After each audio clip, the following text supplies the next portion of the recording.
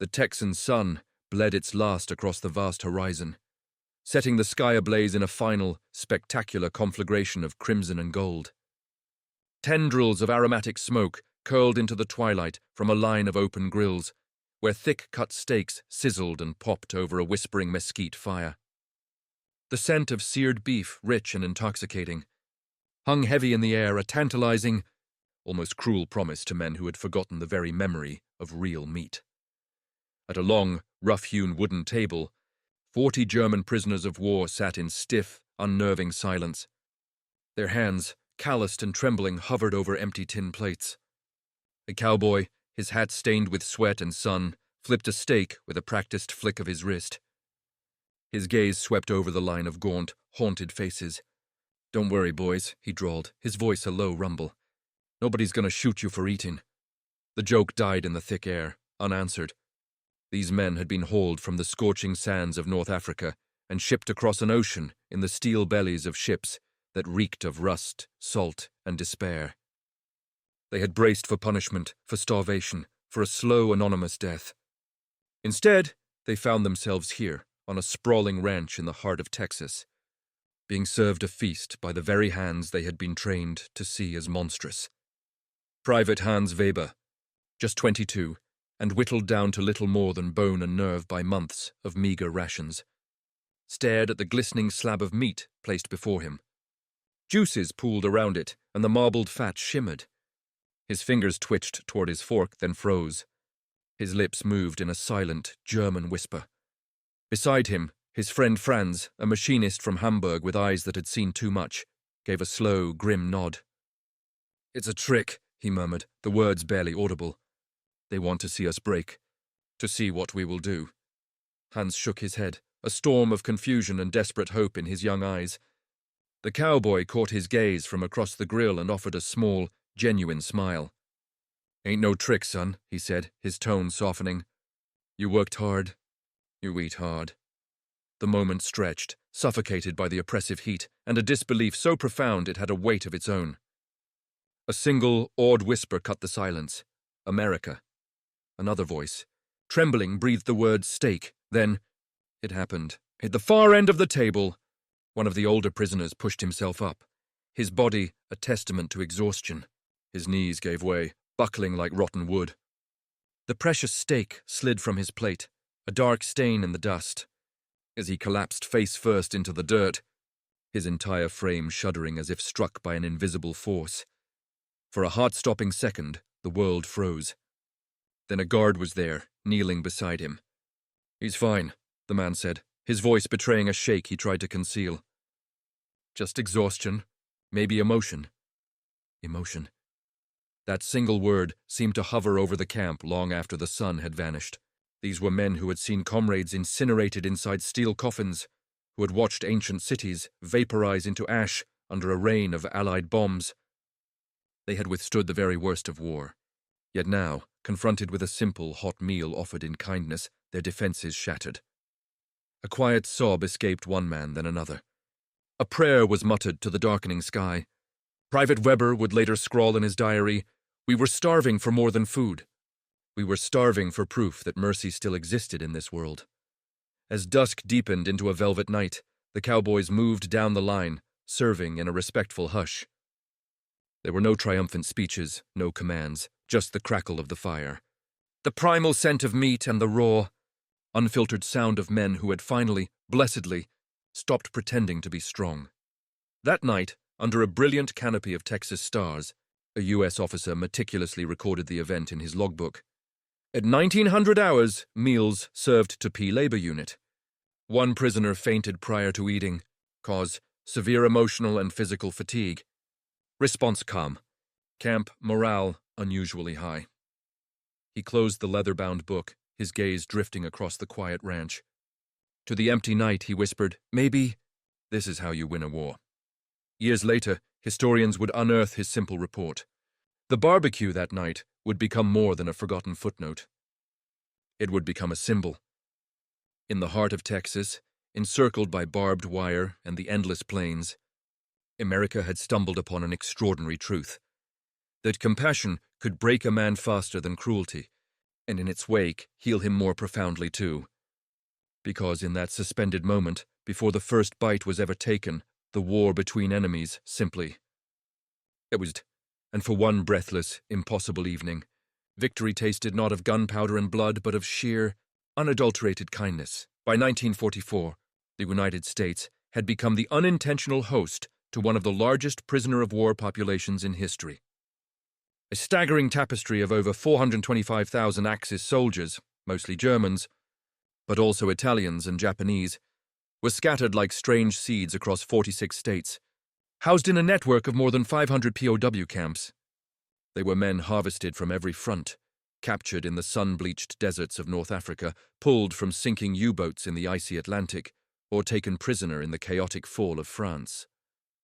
Yet none could have ever imagined their final destination would be the sun-baked, wide-open heart of Texas cattle country. The landscape itself was a vast open-air prison. Camps like Herne, Huntsville, and Hereford were not defined by grim, high stone walls or menacing watchtowers, but by an endless, breathtaking expanse. They were surrounded by barbed wire fences that seemed to mock the very idea of confinement when faced with such an immense horizon. Escape here felt as futile as fighting the sky. But what truly stunned the prisoners, what eroded their hardened realities layer by layer, wasn't the lack of security. It was the abundance of decency. The Geneva Convention of 1929 mandated humane treatment, basic food, shelter, and medical care. But America, in its sprawling, generous heart, went far beyond the cold letter of the law. The prisoners received 3 hearty meals a day, regular medical checkups, and even the chance to earn wages working on local farms and ranches, a concept as alien and bewildering to them as the Texas sky itself. To the Germans, steeped in the venomous propaganda of the Nazi regime, this American decency was utterly incomprehensible. They had been steeled for retribution, for the blitz on London, for the U-boats that sent Allied ships to a watery grave, for the unspeakable atrocities committed under their banner. They arrived braced for brutality, only to be met by guards, often farm boys from the sprawling plains of Texas and Oklahoma, who offered them cigarettes and called them fellas with a casual, disarming familiarity. Are we prisoners or guests? A bewildered Luftwaffe sergeant asked during the processing at Camp Herne, a question that hung in the humid air, unanswered and profound. For the Americans, it was a matter of simple, stark practicality. The war had siphoned the nation's workforce dry. Its young men were fighting on distant fronts, and back home, the vast ranches and endless cotton fields were desperate for hands. The War Department authorized POW labor programs, allowing German soldiers to work for a few cents a day under armed supervision. But then, something unexpected bloomed from this simple calculus. The work pulled the prisoners out from behind the wire and wove them into the very rhythm of American life. They repaired fences, herded cattle, harvested crops, and dug irrigation ditches under the same relentless blazing sun as their Texan guards. Slowly, almost imperceptibly, the sharp, hateful contours of war began to blur and soften. Ranchers who had received telegrams about sons, lost overseas, found themselves sharing a morning coffee with the men who might have once aimed rifles at them. A farmer near Huntsville would later reflect, I started out watching them like hawks, ended up treating them like neighbors. In some camps, the prisoners formed orchestras, their music a strange, beautiful counterpoint to the surrounding silence. They played soccer with American guards and attended English classes taught by local volunteers. Sunday services were held under makeshift chapels where both captor and captive sat in the same pews, praying in different languages, but for the same elusive peace, tension, of course, never fully vanished. Escape attempts did happen. Anger and grief simmered beneath the surface like a dormant volcano. Yet on most days, something more powerful than resentment began to take hold, routine. The ordinary, grounding rhythm of work and meals began to heal the extraordinary wounds of war. It was within this strange, almost surreal balance between captivity and kindness that the story of the Texas ranch barbecue unfolded. Because when the Germans were invited to sit and break bread with their captors, it wasn't merely about sustenance. It was a living demonstration of an idea that defined America's war effort as much as any weapon. That victory could be achieved not through fear, but through faith, faith in decency and order, in something deeply and unshakably human. And as the Germans would soon discover, that faith could feed more than mere hunger. It could nourish a withering hope. The convoy rolled across the Texas plains like a memory from a vanished world. 2 army trucks, flanked by jeeps, carried nearly 50 German prisoners, fresh off a transport ship from New York. The air inside was thick with the smells of diesel, dust, and weary men. They were exhausted, sunburned, and locked in a shell-shocked silence. For weeks, they had crossed a treacherous ocean that had threatened to swallow them whole. They had left behind a Europe scorched to ruins, a graveyard of bombed-out cities, burned fields, and a hunger that gnawed at their bellies with sharp, relentless teeth. When their ship docked in America, they were herded into trains with windows blacked out, their minds conjuring images of stark prison camps and perhaps waiting firing squads. But when the trucks finally grumbled to a halt and the tailgates crashed down, the reality that greeted them made no sense at all. They were in the middle of an immense, breathtaking nowhere. Before them stretched an open country under an endless dome of sky. A simple ranch fence stood where they expected towering prison walls. Windmills creaked a lazy rhythm above green pastures, and in the distance cattle grazed, indifferent to the war. And waiting for them were not stone-faced soldiers with fixed bayonets, but ranchers in wide-brimmed hats, their expressions unreadable beneath the shade. One of them spat a stream of tobacco into the red dirt and addressed the American lieutenant. "These the Krauts you were talking about?" The officer gave a curt nod. "Reckon they can hold a shovel." The lieutenant offered a thin shrug. "They'll learn." Among the prisoners was Hans Weber, a former baker from Munich with flour still in his soul, captured in the dusty chaos of Tunisia in 1943. He stared at the scene, his mind reeling. "This can't be America," he whispered, his voice hoarse. "Where are the guards?" "The dogs." A nearby American soldier overheard him and cracked a wry grin. "The dogs are too lazy out here, fella. You run, we'll just let the sun catch you." It was true.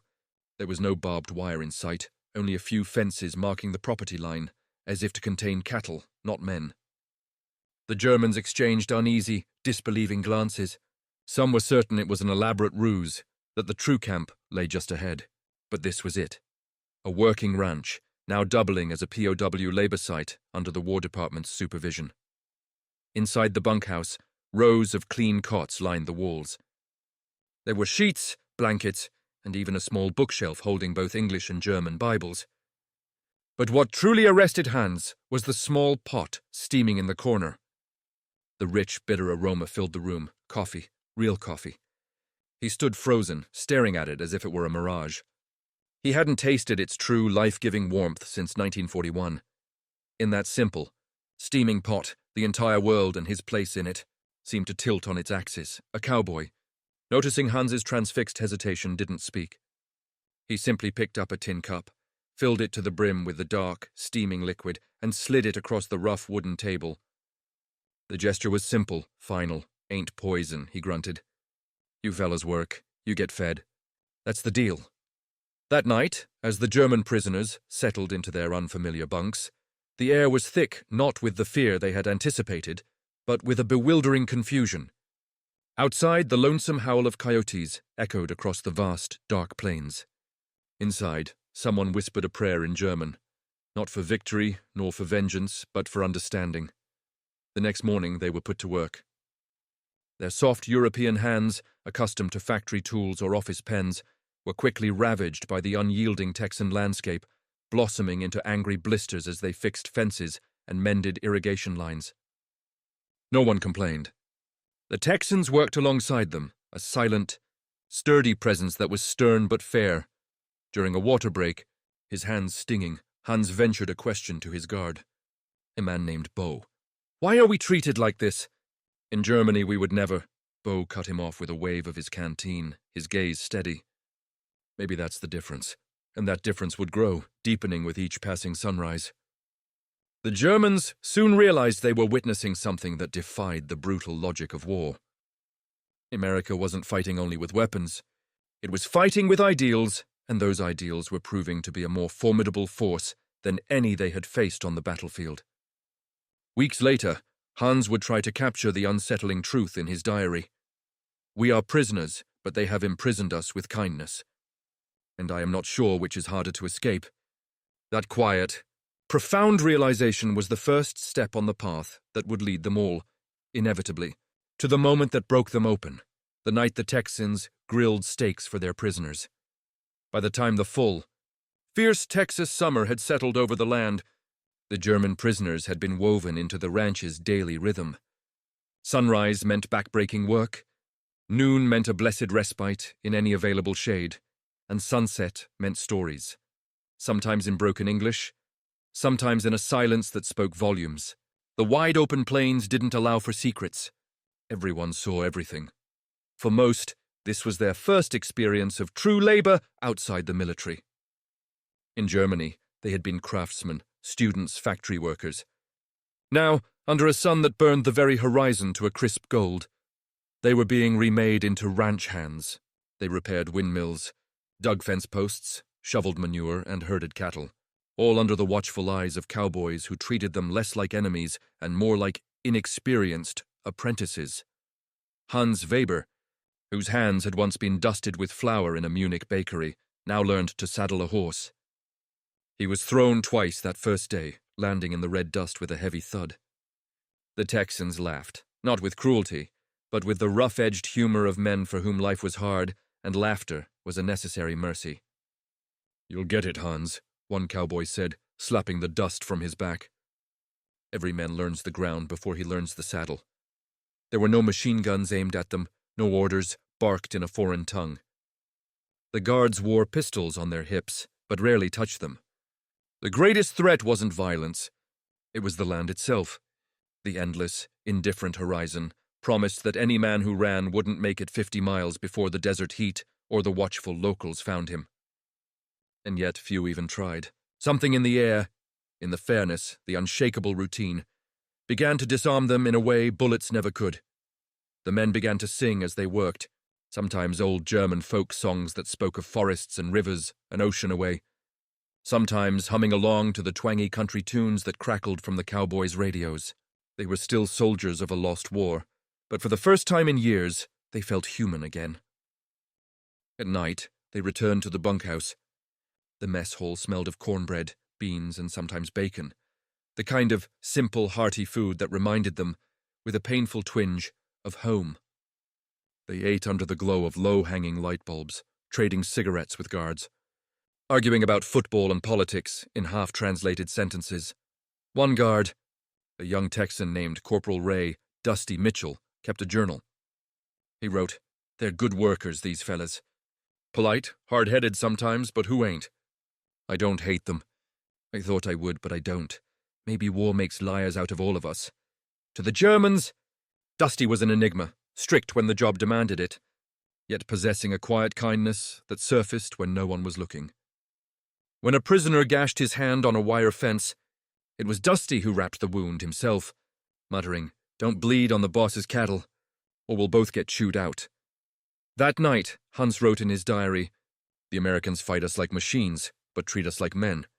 I don't know how they can do both.' Soon, small personal exchanges began to bridge the invisible line between captor and captive. The cowboy traded his old, sweat-stained hat for a hand-carved pipe a prisoner had fashioned from mesquite wood.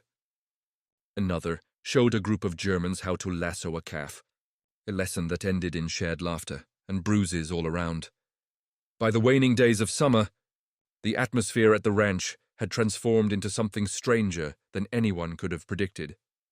Not hostility, but a fragile, functioning coexistence. Guards and prisoners ate under the same shade tree. They sweated under the same tyrannical sun. They lived, for all practical purposes, side by side. And it was in this charged, unprecedented atmosphere that the ranch foreman, a broad-shouldered man named Bill Connelly, decided to do something truly unheard of. "They've worked like hell," Bill Connelly told the camp commander one evening, his voice low and steady. "They deserve a decent meal. A real one." The commander frowned, the bureaucratic weight of the War Department pressing down on his shoulders. "Bill, you can't just..." I'm not asking to set 'em free, Connelly interrupted, his gaze unwavering. Just feed 'em like men. That simple. Subversive conversation would set the stage for one of the strangest and most profoundly human moments of the entire war, a Texas barbecue that would sear itself into the memory of every man present. The idea first took root over bitter coffee and swirling cigarette smoke in the mess hall. Ranch foreman Bill Connelly leaned across the scarred wooden table toward Corporal Dusty Mitchell, his sun-leathered face etched with seriousness. You ever wonder, he began, what would happen if we treated these fellas not like prisoners, but like neighbors? Dusty raised a skeptical eyebrow. Bill, they're German soldiers. You start breaking bread with them, and folks back in Washington will call it treason. Bill took a slow, deliberate sip of his coffee. Maybe, but look at 'em. They've been fixing our fences, mending our cattle pens, working side by side with us for months. Hell, half the time I forget they're even prisoners. They work harder than some of the hired hands I've paid. Dusty couldn't argue. The German POWs had proven to be reliable, disciplined, and surprisingly respectful. They never stole, never slacked, and never tried to run. But what Bill proposed went far beyond army regulations. It challenged the very heart of wartime ideology. I want to give them a barbecue, Bill said, his tone plain and final. Real Texas style. Steaks, beans, biscuits, the whole works. Dusty let out a short, disbelieving laugh, thinking it was a joke, but Bill's expression didn't crack. You're serious? Dead serious. Bill leaned back, the match flaring as he lit another cigarette. These men fought for a country that lied to 'em. Same as ours told us we'd be home by Christmas. They're beat. They're hungry in a way that ain't just in the gut. They've earned a meal that reminds them what humanity looks like. Dusty exhaled a slow stream of smoke, the weight of the idea settling on him. You know what'll happen if the army finds out? A slow, defiant grin spread across Bill's face. Then you better make sure they don't. The plan spread through the ranch like a secret benediction. Some thought Bill had lost his mind. Others quietly volunteered to help. They gathered wood, borrowed extra beef from a neighboring ranch, and traded ration coupons for precious spices and flour. When one of the German prisoners, his English improving, overheard talk of a big cookout, he asked carefully if it was for the officers. Dusty shook his head. For everybody. The rumor ignited through the POW camp like a wildfire on the prairie. Some prisoners dismissed it as fantasy. Others were certain it was a cruel trick, a psychological game. But when they saw the Texans hauling in sacks of potatoes, crates of onions, and entire sides of beef, the unbelievable truth began to dawn on them. Bill called it a labor appreciation supper. Officially, the term was just vague enough to keep the War Department's paperwork at bay. But every soul present understood its true name, an act of rebellion against the very logic of war. The morning of the barbecue, the air grew thick and fragrant with mesquite smoke and the divine sizzle of rendering fat. Cowboys stoked the fire pits, while the Germans, their roles blurring, helped chop wood and stir giant cast-iron pots of bubbling beans. For the first time, there were no guards barking orders, no prisoners waiting in line, just men working together to prepare a feast. Hans Weber, the baker turned ranch hand, stood transfixed, staring at the row of thick-cut steaks lined up on the grill. In Germany, he said, his voice hushed with awe, this much meat would feed an entire village. Dusty stepped beside him and pressed a spatula into his hand. Then you better make sure it don't burn, partner. Evening descended, slow and golden, draping itself across the plains. Tables were set under the vault of the open sky, long planks of wood balanced on hay bales.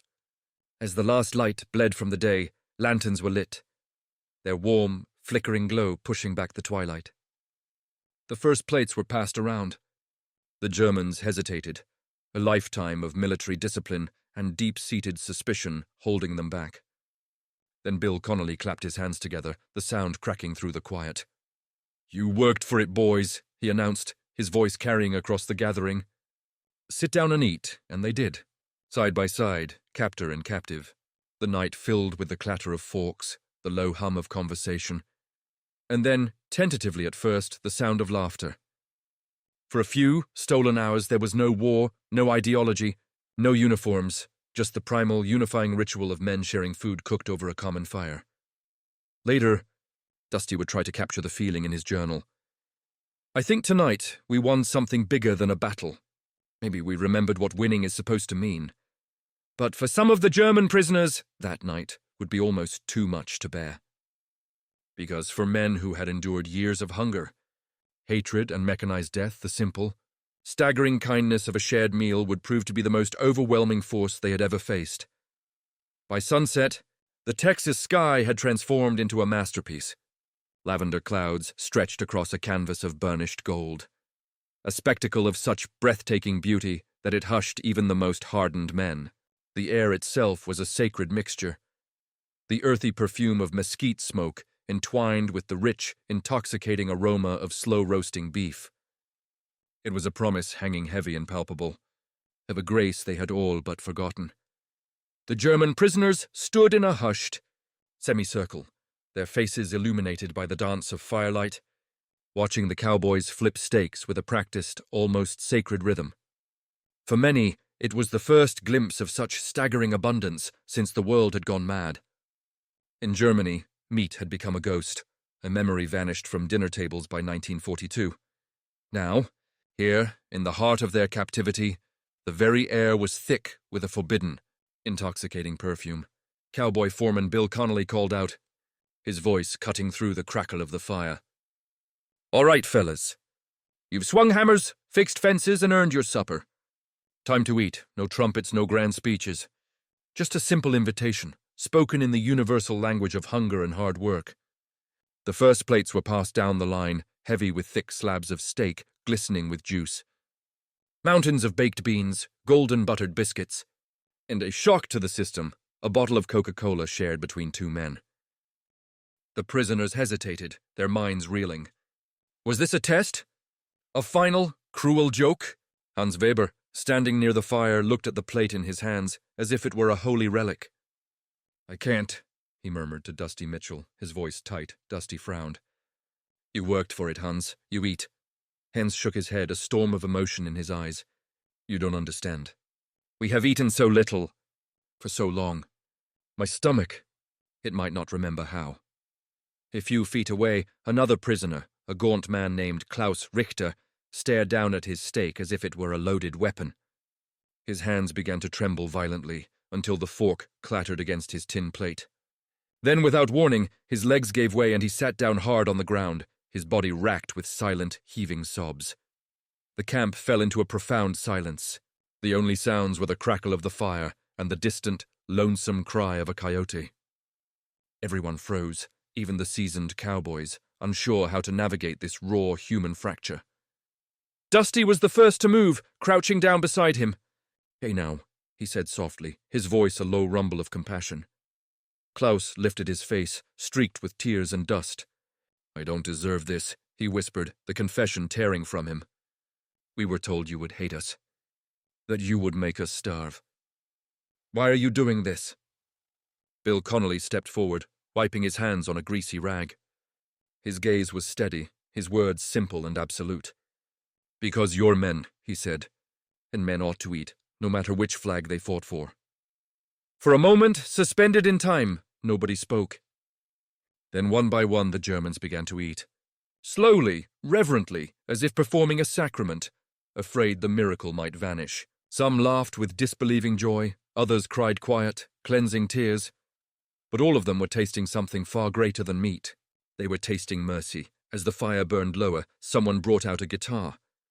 A cowboy strummed a few chords, and another started to sing Home on the Range. To everyone's astonishment, one of the Germans joined in, his accent thick but his voice strong and clear. Soon, others followed, humming along to the unfamiliar tune.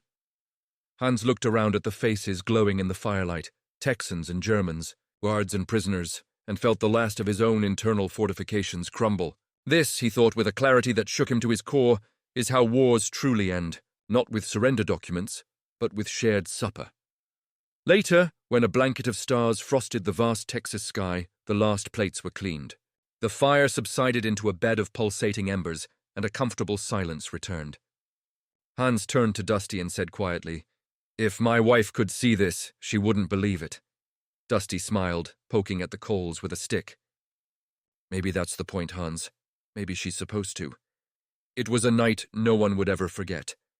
The night prisoners and cowboys shared one table, and the memory of war began to fade under a sky heavy with the smells of steak, smoke, and something even rarer, forgiveness.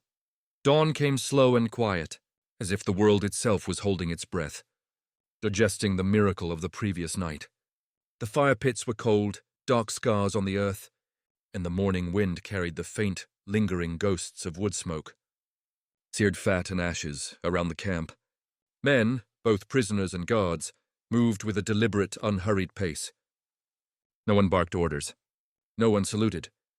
An unspoken truce held the morning air, a palpable feeling that the war itself had paused, if only for a little while longer. Hans Weber woke early. He stepped outside the barracks barefoot, the dry, cool earth a grounding sensation beneath his feet. Across the yard, he saw Bill Connelly and Dusty Mitchell already at work, feeding the horses in the soft, grey light. He hesitated for only a moment before walking toward them. Bill nodded without turning, his perception preternatural. "Morning, Hans. Sleep any?" Hans offered a faint smile. "A little. My stomach still thinks last night was a dream." Bill chuckled, a low, warm sound. "You fellas cleaned those plates better than the coyotes could have." Hans lowered his eyes, gathering his words. When he looked up, his gaze was clear and direct. "It wasn't just the food," he said, his voice thick with emotion. "It was what it meant." Bill wiped his hands on his jeans, leaned against the fence, and gave Hans his full attention. "What did it mean to you?" Hans paused, searching for the right English words, but the truth in his heart needed no translation. "In Germany," he began, "we were told America was a land of greed and chaos. That you were a soft people, without honor or depth." He looked out at the endless plains, then back at Bill and Dusty, his eyes glistening. "Last night, I saw something else. I saw a different kind of strength. Not the strength to destroy, but the strength to rebuild, even for your enemies." The three men stood in silence for a long moment, the first rays of the sun painting the horizon in familiar shades of red and gold. The war was still raging across the ocean, but here, on this quiet ranch, a different kind of victory had taken root, one built not on rubble, but on respect, and sealed with a shared meal that would echo long after the final shot was fired. I saw men who win wars without hatred. Bill didn't answer right away. He spat a stream of tobacco into the red dirt, his gaze fixed on the horizon. "Maybe we ain't all that different, Hans," he said softly. "Just lucky enough to be born on this side of the ocean." A comfortable quiet settled between them, filled only by the soft snorting of the horses and the gentle creak of leather. Then Hans spoke again, his voice so low it was almost a whisper to himself. "You gave us more than a meal. You gave us back our dignity." Inside the barracks, the other prisoners were stirring, the air humming with a subdued energy. They were still reliving the barbecue, the surreal feeling of sitting beside men they were once trained to kill, the invisible bonds forged in the firelight, the unspoken pact that kept them all there until the very last ember had sighed its last. A few still struggled to comprehend it. Klaus Richter, the man whose composure had shattered the night before, sat on the edge of his cot, hunched over a small notebook. Dusty passed by and paused. "What are you scribbling there, Professor?" Klaus looked up, his eyes clear now, though shadowed with memory. "I'm writing for my son," he said. "So one day he knows that even in war there were good men." Dusty didn't offer a platitude or a joke. He just gave a slow, understanding nod and continued on his way, the weight of the words settling in the quiet morning. That day, when the prisoners filed out to the fields, the very atmosphere had shifted. They worked with a renewed vigor, a sense of purpose that bordered on pride. They fixed fences without being told, mended a broken gate, and cleaned the stables until the wood gleamed. The Texans noticed. One of them joked, "Guess steak's better motivation than a whip." Bill just smiled, a knowing look in his eyes. "No," he corrected gently. "Respect will do the trick every time." By noon, the camp commander drove out from the base for his inspection. He took in the spotless barns, the quiet efficiency, the unusual air of peace. What happened here, Connelly? He asked, his tone laced with suspicion. Bill met his gaze without flinching. Just a little team-building exercise, sir. The commander didn't press. Perhaps he didn't want to know. Or perhaps, on some level, he understood that what had transpired was too profound and too human to ever be captured in an official report.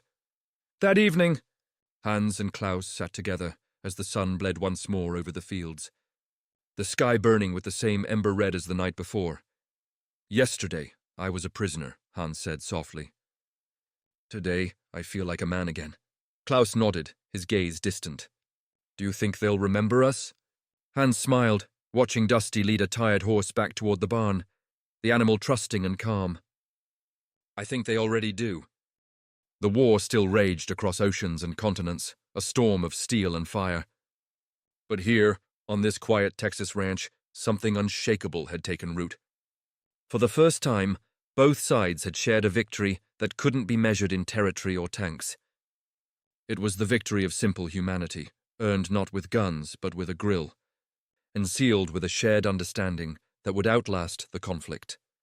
Weeks melted into the relentless Texas heat, but the memory of the barbecue lingered like the scent of mesquite smoke soaked into fabric.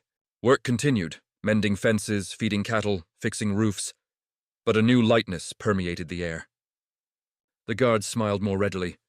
The prisoners stood a little taller.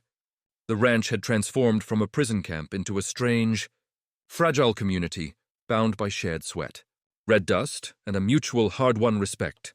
Then, on a blistering afternoon, a jeep from the base rattled up the dirt road, churning a plume of dust behind it.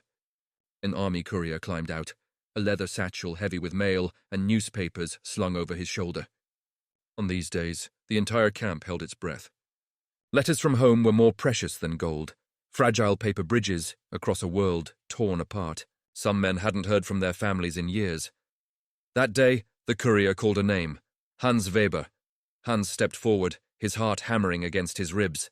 His hands trembled as a guard handed him a single, folded letter marked München, Bavaria. The paper felt thin, fragile. He turned it over and over before finally breaking the seal with a careful thumb. It was from his wife, Elise. Just 4 sentences, all approved by the military censors. We are alive. The bakery was destroyed in the bombing, but we rebuild slowly. The children are safe. The city burns, but we have hope. Hans sat down heavily on the bunkhouse steps, the world narrowing to those few precious words. He read them again and again, until the ink began to blur under the weight of his tears. For years, he had lived with a gnawing void of uncertainty.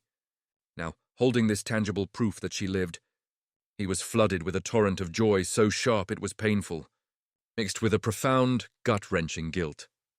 Later that evening, he found Dusty by the barn, fixing a broken latch in the fading light. My wife, Hans said, his voice rough with emotion. She lives. Dusty looked up, a genuine smile softening his features. That's good news, Hans. You ought to celebrate. Celebrate? Hans looked away, his gaze lost in the darkening fields. I am here. She is there. My children grow without me. How do you celebrate that? Dusty set down his hammer and leaned against the fence post, his expression thoughtful. You can't fix where you are, Hans, he said, his voice low and steady. But you can decide what kind of man you'll be when you get home. The man this war made you, or the man that night around the fire reminded you that you are. The words hung in the warm air, a quiet challenge and a profound comfort. Hans looked from the letter in his hand to the vast, starlit sky above, the same sky that stretched over a broken bakery in Munich. The war wasn't over, but his own battle, the one for his soul, had found its truce. He had been fed, he had been treated with kindness, and now he had been given a reason to ensure that the man who returned home was worthy of the hope held in 4 simple sentences.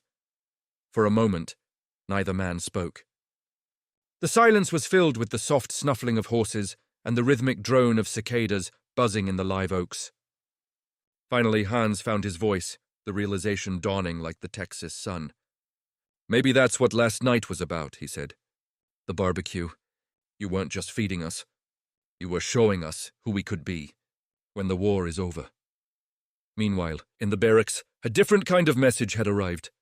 Klaus Richter received a tattered newspaper clipping, smuggled from his brother in Berlin.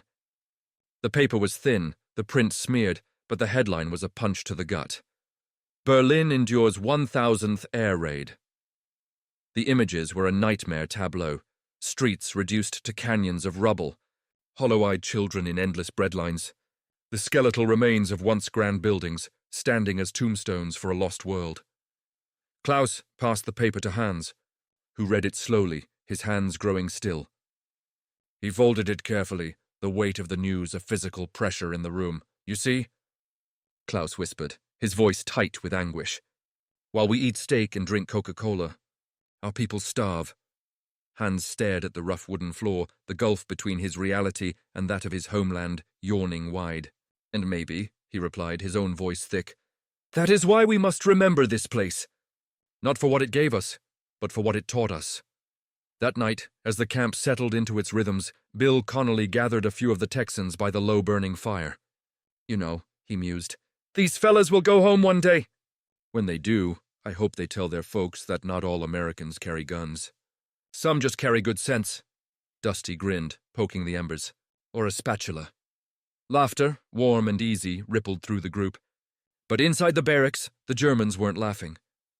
They were lost in thought, grappling with the kindness they'd been shown, the brutal contradictions of war, and the uncertain future that awaited them. Before lights out, Hans wrote one final line in his diary, a truth etched into his soul. America taught me that strength is not what breaks a man. It is what feeds him. The next morning, he closed the notebook, placed it carefully under his cot, and went out to work. He didn't know it yet, but before the summer was over, the world would shift on its axis. And when it did, the same cowboys who had shared their fire would be the ones to tell them the war that had defined their lives was finally over. The morning the news broke, the sky over the Texas plains was a cloudless, searing blue. The guards crowded around the crackling radio in the mess hall, their coffee forgotten as the announcer's voice, tinny and triumphant, cut through the static. This is London. The German High Command has surrendered, unconditionally. The war in Europe is over. A profound silence fell, broken only by the radio's hum and the whisper of a hot wind through the mesquite trees. One of the cowboys finally removed his hat and muttered, Well, I'll be damned. Out in the fields, the prisoners worked on, unaware that their world had just ended. Dusty Mitchell rode out to them on horseback, his face an unreadable mask. He dismounted at the fence line, his boots kicking up little puffs of dust. Hans, he called out, his voice unusually gentle. You and the others, come here a minute. The Germans gathered slowly, wiping sweat from their brows, their expressions shifting from curiosity to unease. Dusty held the brim of his hat, turning it in his hands. It's done, he said, his voice low but clear. Germany surrendered this morning. The words did not so much land as they unmade. They hung in the air, a void of sound and sense. Some men simply stared, uncomprehending. Others blinked, as if waiting for a translation that would change the meaning. Hans felt the strength leave his legs. He sank to the ground, the shovel slipping from his numb fingers with a soft thud. Klaus Richter crossed himself. His lips moving in a silent prayer for the dead, Dusty looked at their faces, gaunt, sunburned, etched with exhaustion, and now, this final, colossal shock, and said the only thing that felt true. I'm sorry, fellas. I know that's hard to hear. For several minutes, no one moved. The world had stopped. Then Hans looked up, his eyes finding Dusty's. What happens to us now? Dusty settled his hat back on his head, a gesture of returning to the only thing he knew, the work. You'll go home soon, I reckon. But until then, nothing changes. You're still men, and we still got work to do. That night, the camp was blanketed in a silence heavier than any they had known. No laughter, no songs, just the low hum of a shared, complicated grief. Some prisoners sat outside, staring at the stars as if searching for answers. Others wrote letters to families they feared were ghosts. Hans opened his diary, the page stark in the lamplight. He wrote, The fatherland is gone. The Reich has fallen. But tonight I do not feel anger. Only relief. The war has taken everything. And still these men feed us. Perhaps that is the only victory that matters. Bill Connelly and Dusty stayed up by the dying fire, talking in low voices. "You think they'll hate us now?" Bill asked, staring into the embers. "Knowing they lost?" Dusty shook his head slowly, with certainty. "No, Bill, I think they'll remember how we treated them when they did." The next morning, as the new post-war world began, Hans approached Dusty. He held something small, wrapped in a clean cloth. "A gift," he said simply. Dusty unwrapped it to find a carving. A horse, shaped from a piece of mesquite wood they had salvaged from a fence post together. It was rough-hewn, but full of life, its mane flowing, its legs stretched in a powerful eternal gallop. "You made this?" Dusty asked, running his thumb over the smooth, polished wood. Hans nodded. "A reminder," he said softly, "that not every battle is fought with bullets." Dusty smiled, a genuine, warm smile, and tucked the carving carefully into his pocket. "Reckon I'll keep that," he said. And in that simple exchange, the legacy of the Texas ranch was sealed. Not in treaties or headlines, but in the quiet, enduring understanding between men. Later that week, the official orders arrived, crisp and final. The ranch was to prepare the prisoners for transport. Their time in Texas was over, but Bill Connelly insisted on one last quiet gesture. He brought out a crate of Coca-Cola, the glass bottles sweating in the afternoon heat, and handed one to every man. "To peace," he said, his voice rough with an emotion he wouldn't name. The Germans raised their bottles, a forest of small, dark glass. Some managed fragile smiles. Others let silent tears trace paths through the dust on their faces. Hans closed his eyes for a moment, then whispered, "To Texas." He took a long, slow drink, the sweet fizz a taste he would forever associate with an ending that felt, strangely, like a beginning. It was the last sunset they would share, the last time cowboys and former soldiers would stand on the same earth, not as captor and captive, but simply as men. The war was over, but the memory of that ranch, the laughter echoing in the vastness, the firelight dancing on hopeful faces, the primal taste of steak and smoke would be seared into their souls. A story they would carry across the ocean, written forever on their hearts. Weeks later, the German prisoners boarded a convoy of trucks bound for the rail depot. The journey home was beginning. The Texas sun, a familiar, relentless companion, burned bright over the fields that had been their home for nearly 2 years, a land that had secretly been reshaping them all along. Each man carried the same rucksack he had arrived with, now immeasurably heavier with memories. Some had tucked away small tokens, a bent horseshoe nail, a clean handkerchief, a Bible gifted by a local church. Hans Weber carried his diary, its pages filled with the story of the ranch, the barbecue, and the people who had offered kindness when the world demanded cruelty. As the trucks rumbled down the dusty road, kicking up a plume of red earth, Hans turned for one last look. The ranch buildings shrank, becoming mere specks, before vanishing entirely into the horizon. In his heart, he felt a complex knot of loss and profound gratitude. He had come as a soldier, fighting for a twisted vision of strength. Texas had shown him a far more powerful truth, a strength built not on fear, but on simple, unwavering decency. The convoy reached the train yard by evening. Bill Connelly and Dusty Mitchell stood by the gate, watching as the prisoners were loaded onto the waiting cars.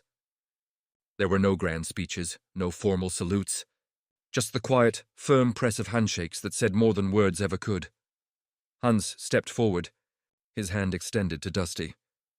"You taught me more than war ever could," he said, his voice thick. Dusty accepted the handshake, his grip strong and sure. "You ain't the first fella to say that." Hans hesitated, then pulled a creased and faded photograph from his pocket. It was of his family, worn soft from years of touch. "When I go home," he said, "I will tell my children that an American cowboy gave me back my hope." Bill, standing nearby, gave a slow, approving nod. "You tell 'em the door's always open, if they ever come this way." The sharp blast of the train whistle cut through the twilight. The men climbed aboard, the heavy doors sliding shut with a definitive thud. Through the small barred windows, Hans waved, a final fleeting connection. Guards, cowboys, and prisoners, their faces blurred together in the orange and purple light of dusk. The train jolted to life, steel wheels clattering against the rails, carrying its cargo of weary soldiers back toward the shattered heart of Europe. Inside, the men sat in a reflective silence. Some cried quietly for all that was lost and found. Others stared at the passing planes, thinking of the barbed wire they were leaving behind and the profound, inexplicable peace they had discovered within its confines. Hans opened his diary one final time. On the last blank page he pressed his pen and wrote, "We came to America as enemies. We leave as men. The fences here did not hold us. They healed us." Months later, in a Munich street still scarred by war, Hans Weber reopened his bakery. He rebuilt it brick by brick, a testament of his own. On opening day, he placed a single American silver dollar in the cash drawer for luck. A gift Dusty had pressed into his palm at their parting. Customers in those early months often noticed the small, curious carving displayed proudly on the counter. A wooden horse, rough-hewn yet bursting with life. When asked about it, Hans would smile, a distant warmth in his eyes.